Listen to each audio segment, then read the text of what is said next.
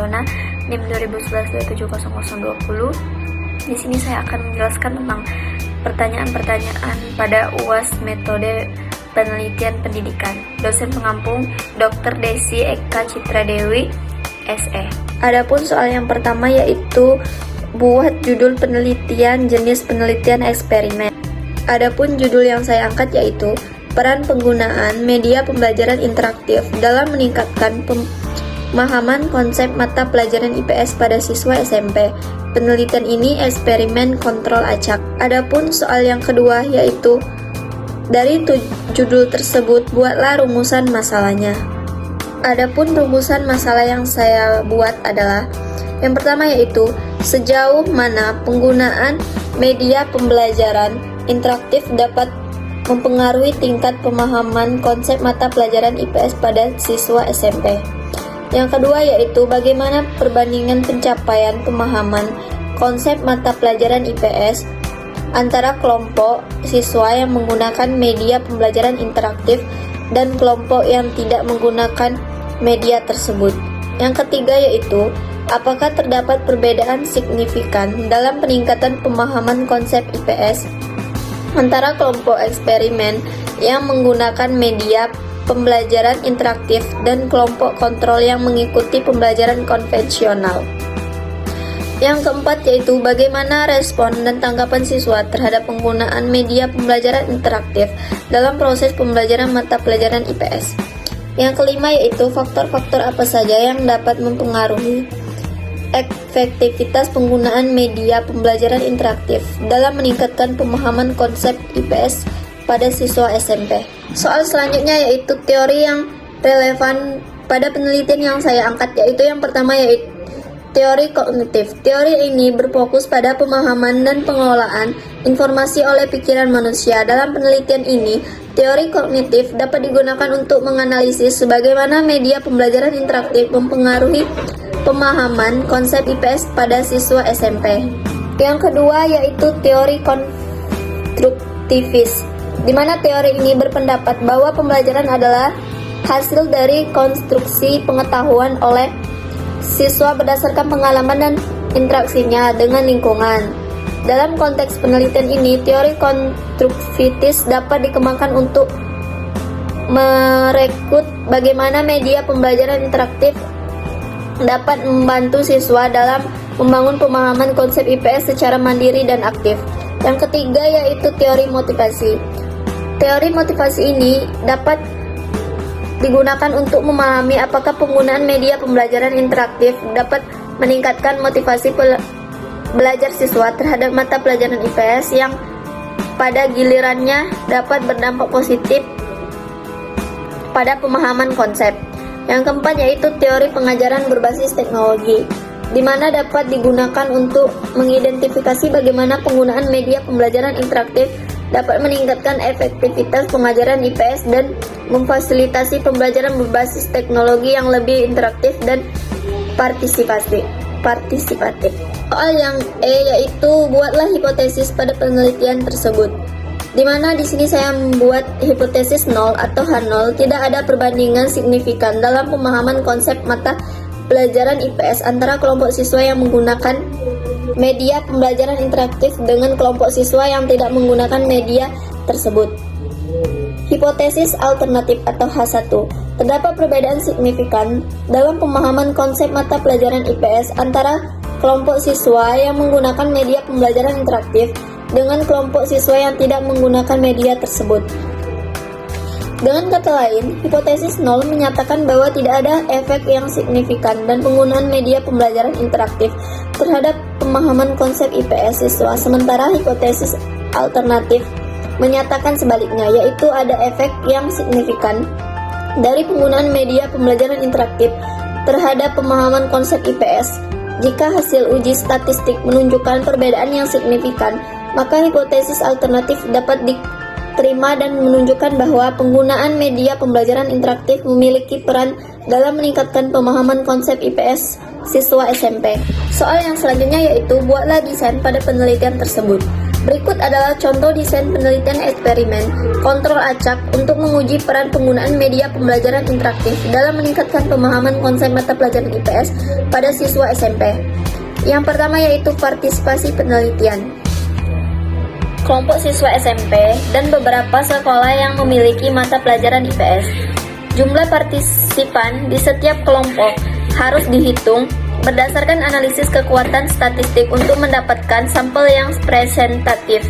Yang kedua yaitu randomisasi, di mana partisipan diacak menjadi dua kelompok. Yang pertama kelompok eksperimen dan kedua kelompok kontrol. Randomisasi dilakukan untuk memastikan bahwa kedua kelompok memiliki karakteristik yang seimbang sebelum perlakuan diberikan. Yang ketiga yaitu kelompok eksperimen. Kelompok ini akan menerima perlakuan berupa penggunaan media pembelajaran interaktif dalam pelajaran IPS. 7 yaitu kesimpulan. Berdasarkan hasil analisis data, peneliti akan menyimpulkan apakah penggunaan media pembelajaran interaktif memiliki peran dalam meningkatkan pemahaman konsep mata pelajaran IPS pada siswa SMP. Hasil penelitian dapat memberikan pemahaman lebih lanjut tentang efektivitas media pembelajaran interaktif dalam proses pembelajaran IPS dan memberikan implikasi bagi pengembangan pendekatan pembelajaran yang lebih interaktif di bidang ini.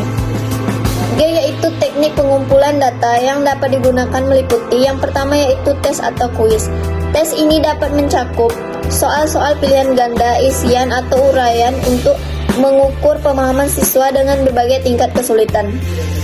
Yang kedua yaitu observasi, dapat memberikan informasi tentang tingkat keterlibatan siswa dalam proses pembelajaran dan sejauh mana mereka menggunakan media tersebut untuk meningkatkan pemahaman konsep. Yang ketiga yaitu angket atau kuesioner, dapat digunakan untuk mengumpulkan data tentang persepsi siswa terbaru penggunaan media pembelajaran interaktif dan sejauh mana mereka menggunakan media tersebut untuk membantu pemahaman mereka tentang konsep IPS. 4 yaitu catatan lapangan, mencatat informasi penting selama proses eksperimen seperti tanggapan siswa terhadap media pembelajaran, kendala yang muncul atau kejadian-kejadian yang relevan akan membantu dalam menganalisis data dan memberikan wawasan tambahan. Yang kelima yaitu dokumentasi, dapat berupa rekaman video atau tangkapan layar yang menunjukkan bagaimana media tersebut digunakan dan bagaimana siswa berinteraksi dengan materi pembelajaran. Soal yang kedua yaitu menjelaskan tentang populasi dan sampel, di mana populasi adalah kumpulan dari semua elemen yang memiliki karakteristik atau ciri tertentu yang menjadi fokus penelitian. Populasi merupakan kelompok yang ingin kita generalisasikan hasil penelitian kepadanya. Misalnya, jika kita melakukan penelitian tentang tingkat kepuasan siswa di sebuah sekolah, maka populasi akan terdiri dari semua siswa yang ada di sekolah tersebut.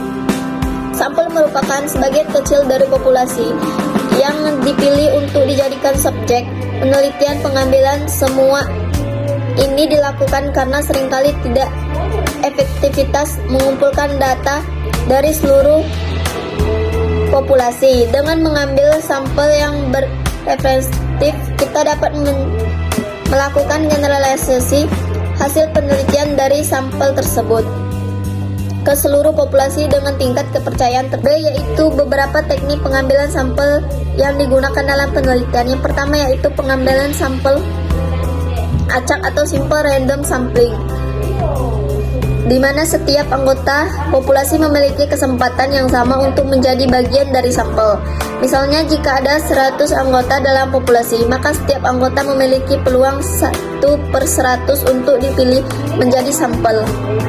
2 yaitu pengambilan sampel sartomotik atau sitomotik sampling. Pengambilan sampel dilakukan dengan memilih anggota ke N dari populasi setelah populasi yang diurutkan. Misalnya, jika populasi terdiri dari 100 anggota dan kita ingin mengambil sampel 20 orang, maka setiap anggota ke-5 dalam urutan tersebut akan dipilih menjadi sampel. 3 yaitu pengambilan sampel stratifikasi atau stratifikasi sampling. Teknik ini memastikan bahwa setiap kelompok dalam populasi terwakili dalam sampel sehingga lebih akurat dalam menggambarkan keseluruhan urutan populasi. 4. Yaitu pengambilan sampel cluster atau cluster sampling. Populasi dibagi dalam kelompok besar atau klasifikasi, misalnya kota, sekolah, atau kelurahan. Setelah itu akan dipilih menjadi bagian dari sampel. 5. Yaitu pengambilan sampel bertingkat atau multi-track sampling.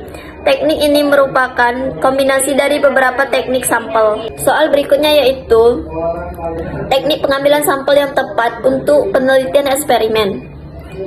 Menurut saya, teknik yang tepat untuk penelitian eksperimen jenis pengambilan sampel yang tepat adalah pengambilan sampel acak sederhana atau simple random sampling. Karena pengambilan sampel ini dapat memastikan bahwa setiap anggota populasi memiliki kesempatan yang sama untuk menjadi bagian dari sampel, sehingga setiap subjek memiliki probabilitas yang sama untuk menjadi bagian dari kelompok eksperimen atau kelompok kontrol. Baiklah, itulah yang dapat saya jelaskan tentang soal UAS metode penelitian pendidikan ini. Saya akhiri, wabillahi taufiq wal hidayah. Wassalamualaikum warahmatullahi wabarakatuh. Terima kasih.